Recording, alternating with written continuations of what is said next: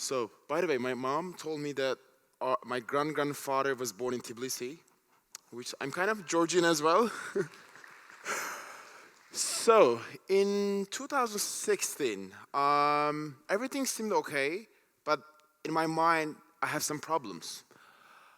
I was like going to school, working part time, but then I found myself triangle. I was like work, school, home, and I was like, what is the desire of like from my life? What I want to do? Like, what about my passion? What about my dreams? What's gonna happen?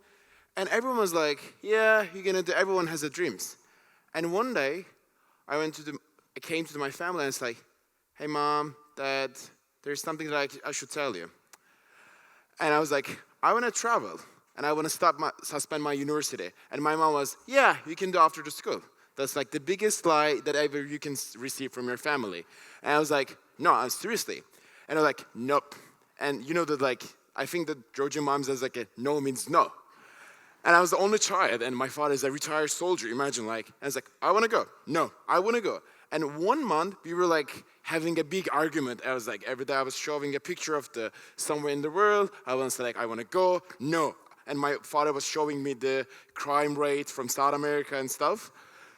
And that's like, and after a month later, like, they understand that this guy is not stopping. Like, and I suspended my university, and I took a flight and went. But the thing is, like, the outside I look like this, bye, but actually I was like this.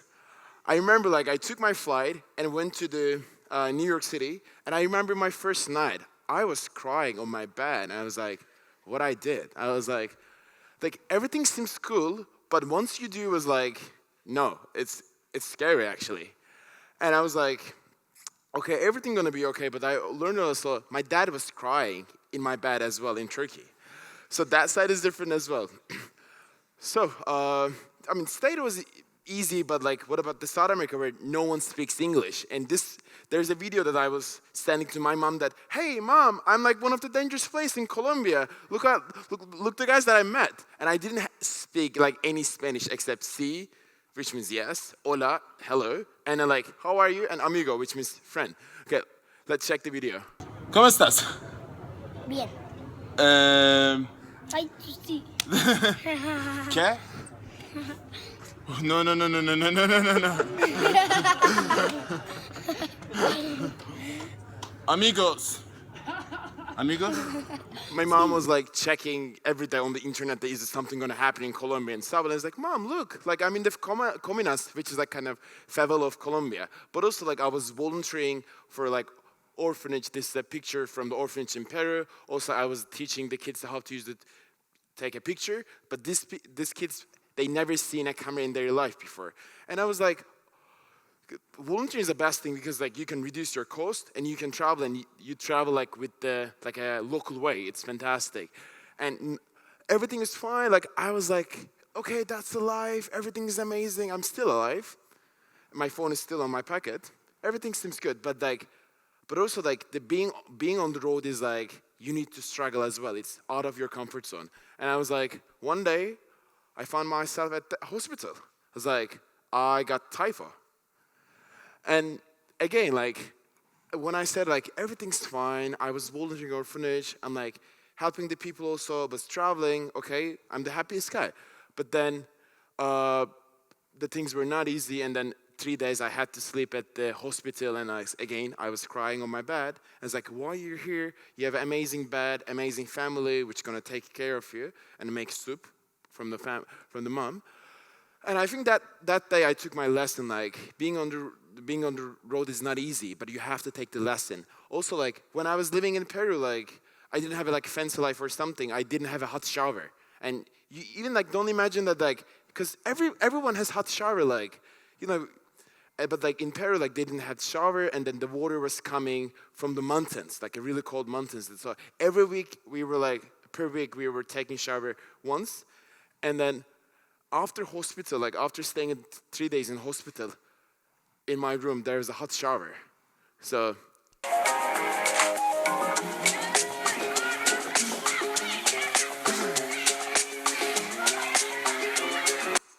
but I mean, you cannot understand this experience. Like every day when I go to take a shower, I said, thanks God. I'm super grateful. But I really like this picture because like this is the pure happiness. So I was at the like tiny village in Peru, like getting drunk with the foreigners. They were calling me gringo, which means foreigner. And it's like, I didn't have any money, but just like got drunk and they were teaching me how to dance, like a local dance. And this is the real like, real adventure, real life, the real experience. And I was so happy, like I suspended my university for 1 year, but I'm enjoying my life. And then my family was saying that like, you can do after school, but probably after school, I will just jump to the work life and gonna work and then waste the best time of my life. And on the other hand, like, the media discovered me and I said, oh, there's a crazy guy who's suspended university and like hitchhiking all the way from South America and spending almost no money. And then the people were like sending a message to me like on social media, on Facebook that, hey, Barkin, like this is the first time like I apply a passport. You made me encouraged. Or this is the first time, you guys have Erasmus, right, as well? Or like any like European exchange program. They was like, this is the first time I gained my family that like, I'm going to do this exchange program, like, because their family is like, exactly same as well. Like, okay, you can do after the school, yeah, you can travel, or you can do your dreams like after the school. But no, like when you were young, you have the like the most energetic part of your time, and you can do the dreams. It's like the school can wait 1 year later, but you can travel. And the media was like saying also like I was reaching more people and more, and also like, and after this I said like, oh wow, like I'm inspiring so much people, like. What's the next? What am I going to do? And I found out like, sky is the limit. And after 1 year, like later, like I said, like, okay, like at some point randomly and creating all my opportunity, I found myself in the 6th continent. And what about the next, like 7th continent? And like Antarctica? And I was like, I mean, why not? And then, but when I checked the prices, like $10, $10,000.